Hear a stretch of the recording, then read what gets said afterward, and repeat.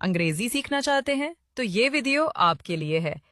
आज मैं आपको बहुत ही खास अंग्रेजी जुमले सिखाने वाली हूँ। इन जुमलों को सीखकर अपनी रोजाना की बातचीत में इस्तेमाल करें। मुझे एक लाइक दे दें और एक कमेंट भी कर दें। चलो शुरू करते हैं। मुझे कुछ पैसे चाहिए। I need some money. I need some money. ये मत भूलना।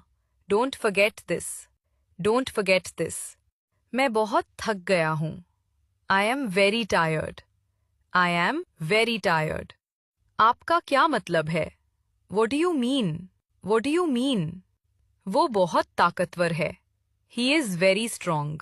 He is very strong. वो मेरी सबसे अच्छी दोस्त है।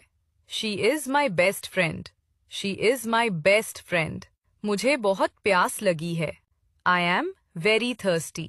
वीडियो को अपने प्यारों के साथ शेयर कर दें और हाँ, मुझे फॉलो करना मत भूलें।